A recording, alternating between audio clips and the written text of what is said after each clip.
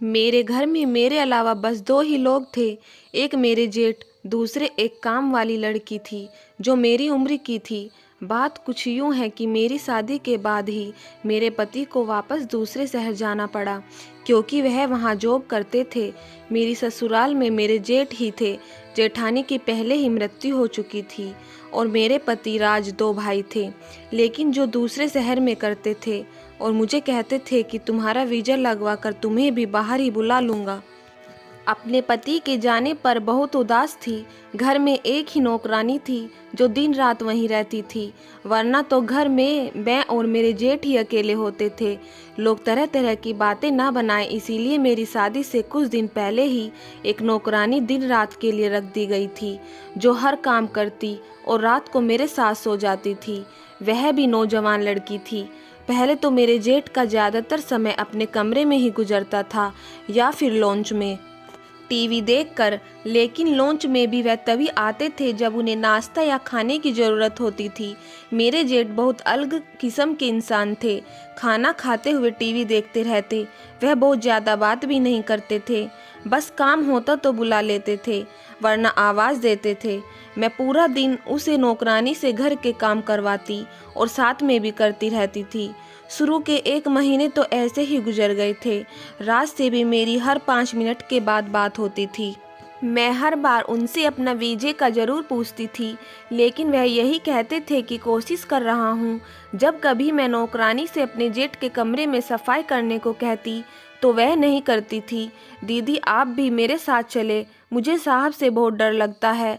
बार बार मुझसे कभी बेड की चादर बदलवाते रहते हैं तो कभी कभी कहते हैं कि तुम ठीक से सफाई नहीं करती। दीदी मुझे तो ठरकी लगते हैं, उनकी नज़र अच्छी नहीं है। आपको पता है, कल मुझे कहने लगे इतनी गर्मी है मेरे कमरे में, तुम चाहो तो दुपट्टा उतार कर काम कर सकती हो। मुझे उनकी यह बात बहुत अजीब सी लगी। उसे तो मैंने यह कहकर टाल दिया कि बेटी समझकर कहा होगा। वह कहने लगी, हमने सारी ज़िंदगी तरह तरह के लोगों के घरों में काम किया है, सबकी नज़रों को अच्छी तरह से जानते हैं। फिर वह किचन में चली गई। मैंने उसे बात को भुला दिया, लेकिन अब जो मेरे साथ हो रहा था कुछ अजीबोगरीब सा था। आखिर कौन था वो जो मुझे महसूस भी नहीं होता था। रात को मैं देर तक जागती रहती। मेरी काम करने वाली लड़की मेरे ही कमरे में ज़मीन पर बिस्तर लगाकर सोई थी। रात 2 बजे तक तो मैं जागती रहती, लेकिन फिर मुझे नींद लग गई। पूरा दिन घर के कामों में लगने में पूरी रात जग न पाती। एक बार जब मैं अपने जेठ के कमरे में उन्हें चाय देने गई तो मेरे होश उड़ गए। वह काली स्याही को उंगली में लगाकर खाली कागज पर कुछ कर रहे थे। मैं तो उन्हें शाम की चाय देने के लिए गई थी, लेकिन जो कुछ देख चुकी थी मेरे होश उड़ाने के लिए काफ़ी था। जब उनकी मुझ पर नज़र पड़ी तो पहले तो मैं घबरा गई, फिर मुझे देखकर गुस्से से बोले, तुम बिना पूछे क्यों मेरे कमरे में आ जाती हो? क्या तुम्हें किसी ने यह तमीज़ नहीं सिखाई कि दरवाजे पर पूछ कर अंदर आते हैं? पहली बार उन्होंने मुझे इस लहजे में कहा। मेरे तो रंग फीके हो गए। मैं वापस पलट गई और सीधा अपने कमरे में आ गई। मेरे दिल की धड़कनों का यह अलार्म था कि जैसे सीने से दिल निकाल कर बाहर ही आ जाएगा। मुझे अपने पेट पर लगी स्याही का निशान दिमाग में घूम रहा था।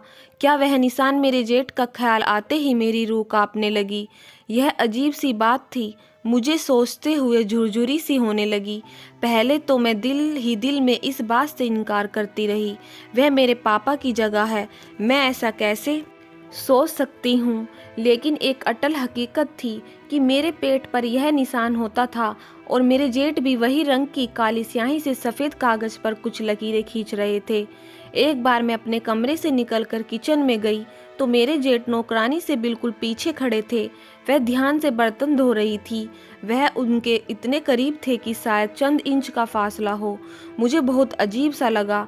इसका मतलब कि नौकरानी उस दिन ठीक कह रही थी कि मेरे जेठ की नज़र और नीयत अच्छी नहीं है। मैं किचन में चली गई और मैंने अपने जेठ से कहा कि जेठ जी आप यहाँ क्या कर रहे हैं, क्योंकि मैंने उन्हें आज से पहले कभी किचन में नहीं देखा था। वह मेरी आवाज़ पर बुरी तरह से हड़बड़ा गए। मुझे किचन में देखकर कुछ अलग से होने लगे। मेरी आवाज़ पर वह नौकरानी बर्तन धोना छोड़कर मुझे देखने लगी। वह भी शायद मेरे जेठ के आने से बेखबर थी। जेठ जी अजीब नज़रों से हम दोनों को देख रहे थे। मैंने नौकरानी को नज़रअंदाज किया और जेठ जी से किचन में आने की वजह पूछने लगी। वह कहने लगे कि मैं इस नौकरानी की छुट्टी करवा दूंगा। यह झाड़ू लेकर बिना हाथ धोए बर्तन धो रही है, इसके हाथ गंदे हैं। वह परेशान सी हो गई और कहने लगी, साहब क्यों झूठ बोल रहे हैं, मैं सबसे पहले हाथ धोए थे, इसके बाद ही किचन में बर्तन को हाथ लगाया था। मेरे जेठ जी उस नौकरानी से बहस पर उतर आए और कहने लगे कि तुम झूठ बोल रही हो, हमारे पैसे हराम के हैं क्या? तुम्हें तनख्वाह भी दूं और तुम झाड़ू वाले हाथों से बर्तन भी धोती हो। यह तो मैंने आज देख लिया, वरना ना जाने तुम कब से गंदे बर्तनों में ही हमें खाना दे रही हो। मैंने अपने जेठ से बहुत कहा कि आप यहाँ से चले जाइए, मैं खुद नौकरानी से बात कर लूँगी, लेकिन वह भी मुझ पर गुस्सा करने लगे। कहने लगे तुम्हारी ही नरमी का नतीजा है, वरना मैं इस लड़की को 2 मिनट में सीधा कर देता। मेरा भाई परदेश में न जाने कैसे कैसे अपना गुजारा करके घर पर पैसे भेजता है और यह लड़की तुम्हें गंदे बर्तनों में खाना देती है। आज से तुम ही मेरे बर्तन साफ करोगी। इस लड़की के हाथ में बर्तन देखा तो इसे धक्के देकर निकाल दूंगा। गुस्से से यह कहते हुए वो किचन से निकल गई। लड़की तो रोने लगी, कहने लगी मुझे यहाँ काम नहीं करना है, पैसे लेते हैं तो अपनी मेहनत के लेते हैं, हमने अपनी इज्जत नहीं बेच रखी है। जो यह सब मुझे इतनी बातें सुना रहे हैं, वह भी गुस्से से नौकरी छोड़ने को तैयार बैठी थी। मैंने उसे अपने गले लगाकर चुप कराया। मैं जेठ के साथ अकेली नहीं रहना चाहती थी। मुझे यह हौसला था कि एक औरत मेरे साथ रहती है। अभी तो मैं एक परेशानी से निकल नहीं पाई थी कि मेरे पेट पर काली स्याही का निशान आते कहाँ से हैं और एक नौकरानी के कमरे में होते हुए कैसे मेरे कमरे में आ सकते हैं। मैंने नौकरानी से कहा कि तुम बर्तनों को हाथ ना लगाना, मैं खुद ही धो लूँगी, लेकिन तुम काम छोड़कर मत जाओ। मैं बड़ी मुश्किल से नौकरानी को राजी करके किचन से बाहर निकली। तभी लॉन्च में मेरे जेठ मेरे पति से फ़ोन पे बहस कर रहे थे कि वह नौकरानी को घर से निकाल दे, लेकिन मैं भी सोच चुकी थी कि राज से साफ कह दूंगी कि नौकरानी को मैं कभी छुट्टी नहीं दूंगी। अब मैं तो बिल्कुल भी अकेले रहने के लिए तैयार नहीं थी। मैंने राज से भी कह दिया कि अगर नौकरानी घर से गई तो मैं भी मायके चली जाऊंगी। जेठ जी को बर्तन से तकलीफ है तो मैं खुद साफ कर दूंगी। मेरे पति ने अपने भाई को न जाने कैसे समझाया, क्योंकि अब वह बहस नहीं करते थे। मैं खुद बर्तन धोने लगी। मैं खाना जेठ जी के सामने खुद रख देती थी और मैं कुछ देर आराम के लिए अपने कमरे में जाने लगी तो वह मुझसे कहने लगे कि आज के बाद मुझे यह नौकरानी मेरे कमरे में नज़र न आए। आज के बाद मेरे कमरे की सफाई का ख्याल तुम रखोगी। यह सुनकर मैंने सर हिला दिया। मैंने सोचा कि अभी जेठ जी गुस्से में हैं, 2-4 दिन काम कर देती हूँ, फिर खुद ही ठीक हो जाएंगे। लेकिन मुझे क्या पता था कि उनका मुझे अपने कमरे में बुलाने का मकसद क्या था। मैं जब जेठ के कमरे में पूछकर अंदर गई ताकि उनके कमरे में सफाई कर दूं, तो वह फिर से काली स्याही में उंगली डुबाकर एक सफ़ेद कागज़ पर लकीर खींच रहे थे। मुझे देखकर जल्दी से सब कुछ दराज में रख दिया और सीधे होकर बैठ गए। मैंने कहा जेठ जी मैं सफाई कर दूं, तो कहने लगे हाँ कर दो। मैंने उनके बेड की चादर बदली और झाड़ू लगाने लगी, लेकिन वह बार बार मुझे ही देख रहे थे। एक बार भी उन्होंने मुझसे नज़र नहीं हटाई थी और अगर वह यूं ही देखते तो मैं कभी भी सुकून से काम नहीं कर सकती थी। मेरे हाथ भी कुछ घबराहट के मारे कांपने लगे। मैं बार बार दुपट्टे से अपने चेहरे पर आने वाला पसीना पोंछ रही थी, साथ साथ कालीन पर झाड़ू दे रही थी। मेरे जेठ जी कुर्सी से उठकर मेरे पास आ गए। वह मेरे सामने खड़े हो गए तो मुझे भी खड़ा होना पड़ा। मुझे कहने लगे इतनी गर्मी है, तुम अपना दुपट्टा उतार कर झाड़ू लगा लो। मैं तो वैसे भी बाथरूम में नहाने जा रहा हूँ, कमरे में कोई नहीं है। मुझे सुनकर हैरत हो रही थी। मुझे नौकरानी की बात याद आ गई। मैंने कहा नहीं, मुझे अपना दुपट्टा पहनकर काम करने की आदत है। अभी मैं यह कह रही थी कि उन्होंने जेब से रुमाल निकाला और मेरा पसीना साफ करने के लिए रुमाल मुझे दे दिया। वह अपने वॉशरूम में चले गए। मेरे दिल की यह हालत थी कि धड़कना ही भूल गया था। मुझे तो अब अपने जेठ के कैरेक्टर पर शक होने लगा था। मैंने जल्दी जल्दी उनके कमरे की सफाई की और कमरे से बाहर निकल गई। पूरा दिन मैं परेशान ही रही। रात को जब मैं नौकरानी के साथ अपने कमरे में आई तो वह ज़मीन पर अपना बिस्तर बिछा रही थी। मैंने कहा नीलम जरा इधर आओ, मेरी बात सुनो। मैंने सोचा मुझे नौकरानी से सारी बात बतानी चाहिए। वह अपना बिस्तर छोड़कर मेरे पास आकर बैठ गई। मैंने उससे कहा कि तुम जो कुछ भी मेरे जेठ के बारे में कहती हो मुझे भी वह सच लगने लगा है। फिर मैंने उसे यह भी बता दिया कि मेरे पेट पर एक काली स्याही का निशान होता है। वह यह बात सुनकर मुझे फटी आंखों से देखने लगी। कहने लगी, दीदी मुझे तो आपके जेठ पर पहले से ही शक है। मुझे तो लगता है कि वह आप पर कुछ गलत भी करते हैं।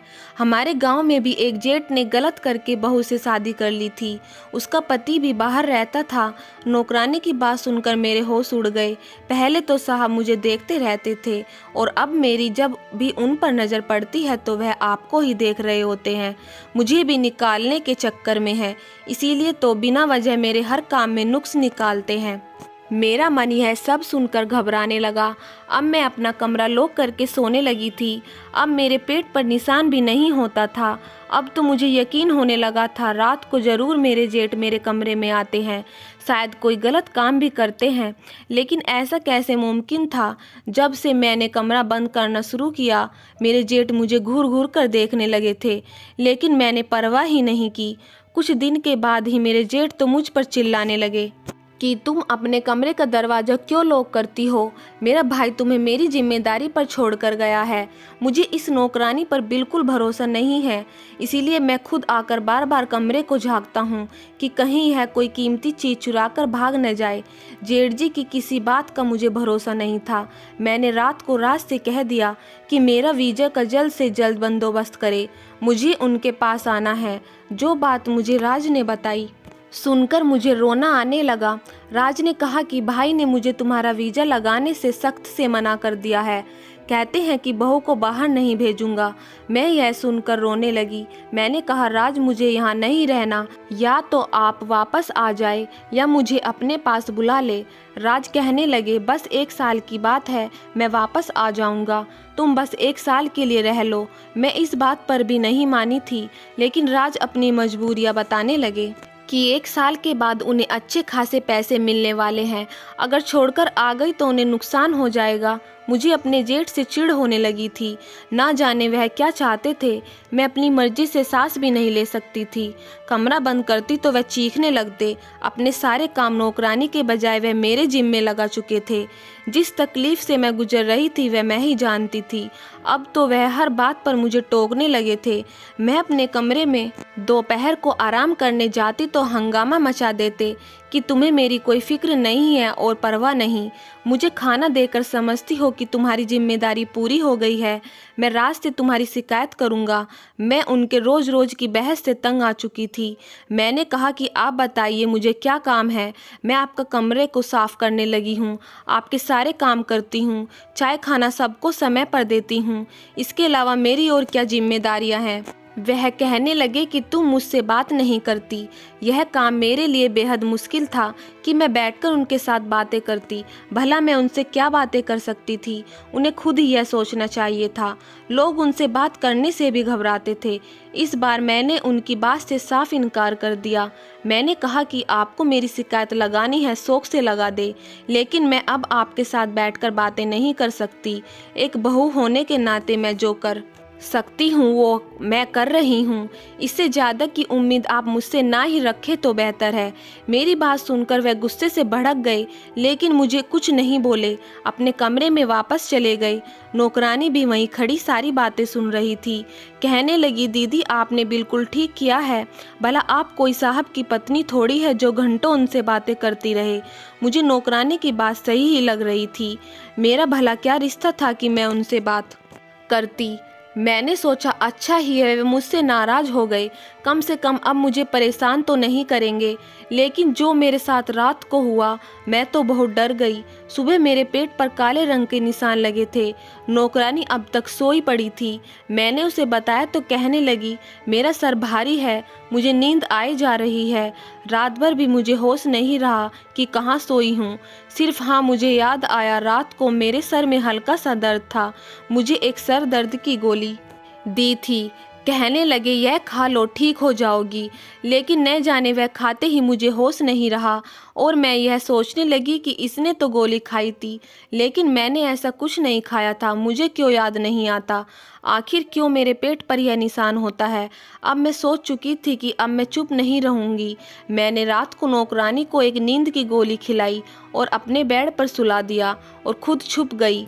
नौकरानी को मैं पहले ही बता चुकी थी, वह मेरी मदद करने को तैयार थी। मैं पर्दे के पीछे छुपी रही। जब रात के 1 बजे मेरे जेठ मेरे कमरे में आए और बेड के करीब जाने लगे, तो जैसे ही वह बेड के करीब हुए मैंने लाइट जला दी।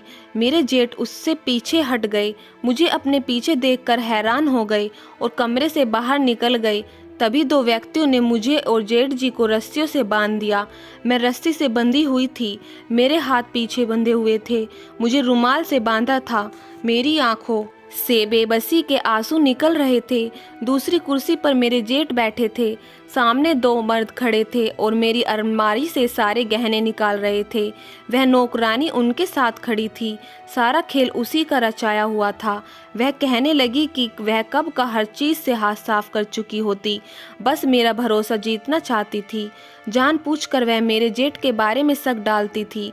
मेरे पेट पर निशान भी वही लगाती थी और मेरे जेठ से मेरे खिलाफ बात करती थी कि साहब आपकी बहू अच्छी नहीं है, आपको समय देने को तैयार नहीं है, इसीलिए तो आपसे कोई बात नहीं करता। क्योंकि वह अच्छी तरह जानती थी कि मेरे जेठ कुछ वहमी मिजाज के हैं, इसीलिए उनके सामने जानबूझकर झाड़ू वाले हाथों से बर्तन धोती थी। चाहती थी कि हम जेठ और बहू एक दूसरे से लड़ते झगड़ते रहे और वह अपना काम कर जाए। जब मैंने उसे अपना प्लान बताया तो उसने अपने 2 मर्दों को बुला लिया। उसने कोई नींद की दवा नहीं खाई थी। वह मुझे और मेरे जेठ को एक कमरे में इकट्ठा करना चाहती थी और रात को उसने मेरे जेठ से कहा कि आपकी बहू मुझे अपनी जगह पर सुलाकर रात को किसी से मिलना चाहती है। अगर यकीन ना आए तो रात को मेरे कमरे में आकर देख लेना। इसीलिए मेरे जेठ रात को मेरे कमरे में आए थे तो बेड के पास जाकर यही देखने वाले थे कि कौन सो रहा है। तभी मैंने लाइट जला दी। मुझे कमरे में देखकर वह वापस जाने लगे तो दरवाजे पर 2 मर्द खड़े थे जिनके हाथ में तेज धार के चाकू थे। इन मर्दों के कमरे में दाखिल होते ही नौकरानी उठकर खड़ी हो गई। हम दोनों को बांधकर जब वो सब कुछ चोरी करने लगे तो अचानक यह हुआ कि रात उस राज वापस आ गए थे।